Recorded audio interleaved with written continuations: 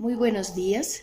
El tema que se va a presentar hoy es Liberación y Salvación de Gustavo Gutiérrez, el curso Historia y Teología de la Salvación, docente licenciada Betsabeth Cóndor Vargas, y yo soy Sandra Regina Ruiz Wiman. Bueno, para comenzar con este tema vamos a ver varios contenidos. Un tema es salvación, noción central del misterio cristiano, una sola historia, Cristo y la liberación plena y algunas preguntas también de reflexión. Inclusive para comenzar ya vamos a hacer las preguntas de reflexión. ¿Qué relación hay entre salvación y el proceso de liberación del hombre a lo largo de la historia?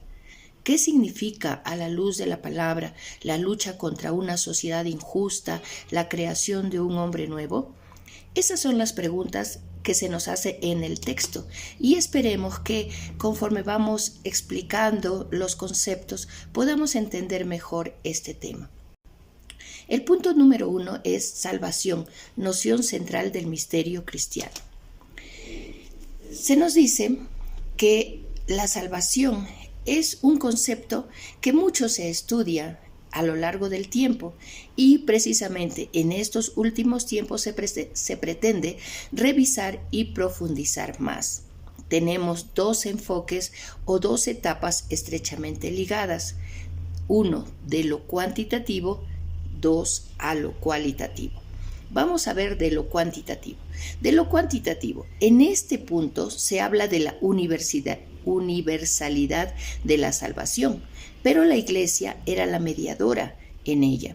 Es decir, la salvación se conseguía cuando se cumplía con un conjunto de requisitos, como las normas religiosas. En cambio, cuando ya pasamos a lo cuantitativo, la salvación recibe otro enfoque, ya es la posibilidad de alcanzar la salvación a través de una relación con Dios y con los demás. La posibilidad de alcanzarla más allá de las fronteras de la Iglesia es muy importante. Ya no hay que cumplir con esos requisitos, esas normas religiosas. Se salva el hombre que se abre a Dios y a los demás. La salvación, entonces, se convierte en un proceso hermenéutico y relacional que va más allá de la acumulación de actos de fe. Se le da valor a la existencia terrena. La salvación es una realidad intrahistórica. La salvación orienta, transforma y lleva la historia a su plenitud. Como punto número 2, tenemos una sola historia. Entonces, podemos decir, hay dos historias, ¿no? Pero no, la lectura nos dice que no hay dos historias. Cristo es el Señor de la historia. Es el hombre llamado a la comunión gratuita con Dios. Entonces hay una sola historia. Una historia Cristo finalizada. Veamos dos grandes temas aquí en este punto, dos grandes temas bíblicos para ilustrar mejor esto. Uno es creación y salvación, que tiene puntos dentro de este tema, hay subtemas y vamos a ver tres subtemas, ¿no? Entonces, creación y salvación, vamos a ver la relación entre estos términos. Primero, se habla de la experiencia histórica y liberadora del Éxodo, en donde se da el rescate y la alianza del pueblo de Israel, y entonces Yahvé es creador y redentor. El punto A, creación, primer acto salvífico. Dios se revela en acontecimientos históricos. La creación es parte del proceso salvífico. La creación es el primer acto salvífico en donde Dios crea a los hombres para que sean sus hijos. El hombre es el centro de la creación. En el punto B tenemos liberación política, autocreación del hombre. El acto de la creación está vinculado con la liberación de la esclavitud de Israel. Yahvé tuvo que vencer el caos para crear el mundo. Y se hace un símil, ¿no? Se dice que el gran océano es el que envuelve el mundo, del cual surge lo creado. Así como es el Mar Rojo, atravesado por los judíos al empezar el Éxodo. Hace ese símil la lectura. Entonces, se nos dice que creación y liberación son un solo acto salvífico. Liberación también es un acto político. Es la ruptura con una situación de despojo y miseria y el inicio de la construcción de una sociedad justa y fraterna. Es la supresión del desorden y la creación de un nuevo orden. Israel estaba en esclavitud, en humillación y necesitaba un libertador, que fue Moisés. La creación es pensada en función del éxodo, de este hecho histórico salvífico que estructura la fe de Israel. Este hecho es una liberación política en la que se expresa el amor de Dios por su pueblo. En el punto C tenemos salvación, recreación y pleno cumplimiento. ¿Para qué se tenía que liberar a Israel? Para llevarle a una tierra buena y espaciosa, en donde se tendrá una sociedad libre de la miseria y la alienación, y para que sea una nación santa. En todo lo que hacían y en todo lo que eran estaba Dios. Alianza y liberación llevan al encuentro con Dios, y en esta relación el corazón de todo esto es Cristo. La historia entonces es una recreación. Dios hace del caos un cosmo. Hace pasar a Israel de la alienación a la liberación. La acción redentora de Cristo es también una recreación. La obra de Cristo es una nueva creación. Es la liberación del pecado y de las consecuencias de este pecado, de liberación de la injusticia, liberación del odio. En Cristo todo ha sido creado, todo ha sido salvado.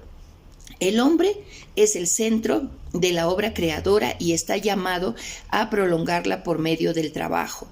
La participación activa del hombre en la construcción de la sociedad. Eso es muy importante. Debemos tener en cuenta que el hombre tiene, las personas, los seres humanos tenemos una participación activa en esta construcción de la sociedad. La desacralización de la praxis social, trabajando, transformando el mundo, rompiendo con una situación de servidumbre, construyendo una sociedad justa, asumiendo también su destino en la historia.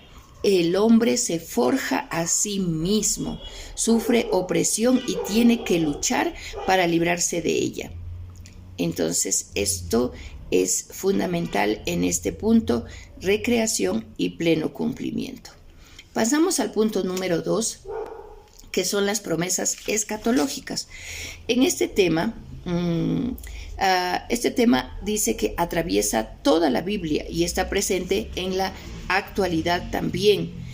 Acá tenemos también 3 subtemas. Vamos a ver el primero, el subtema A: heredero según la promesa. La Biblia es el libro de la promesa, del amor de Dios. Promesa viene de la palabra griega evangelia, que significa palabra dada, anuncio, notificación, revelación, buena nueva. Es el corazón de la Biblia.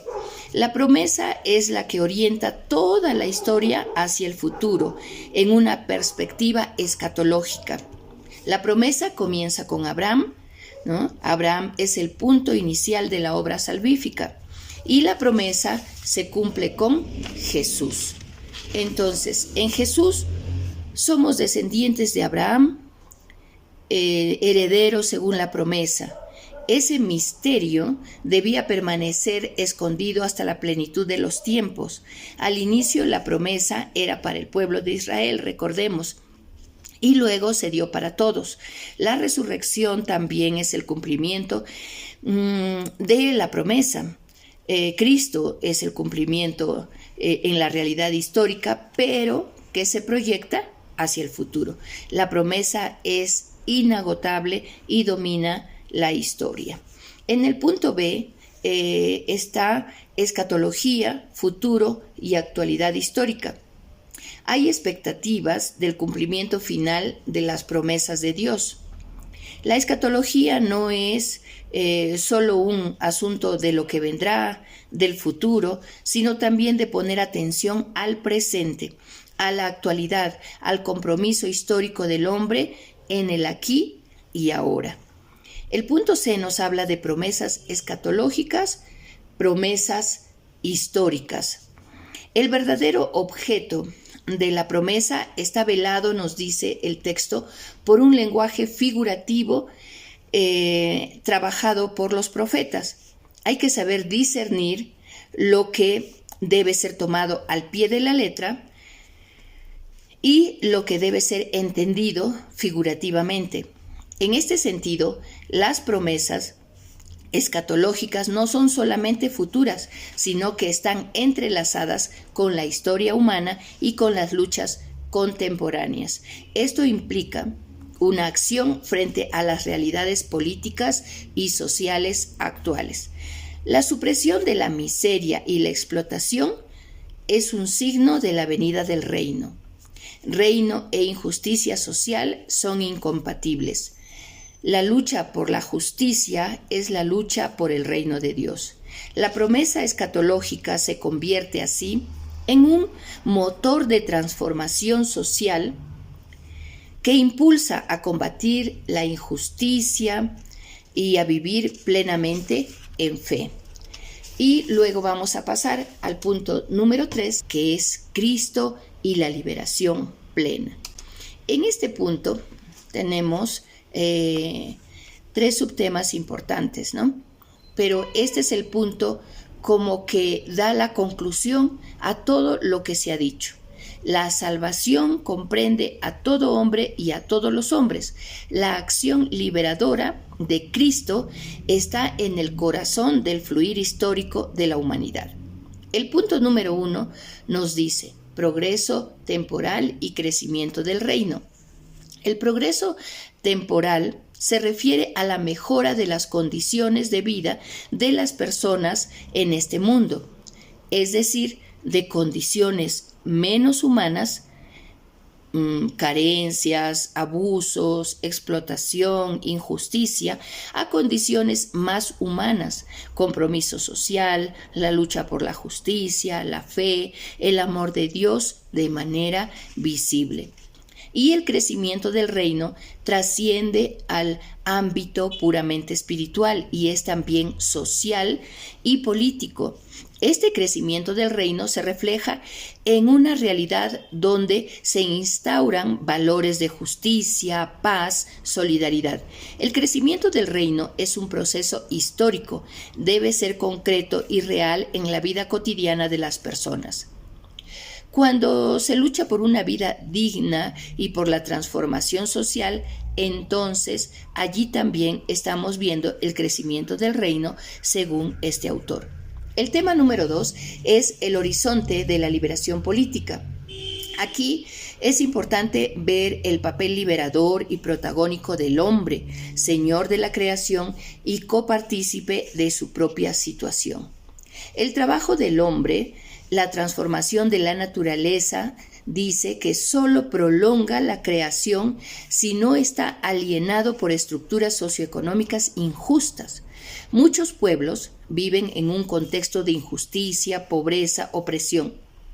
En los países subdesarrollados se parte de un rechazo a la situación existente, principalmente injusta, deshumanizante.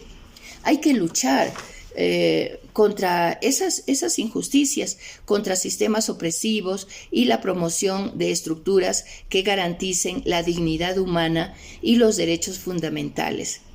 La política entonces se convierte en un espacio de ejercicio de la fe también, donde se busca un mundo más justo y que el hombre asuma su propio destino.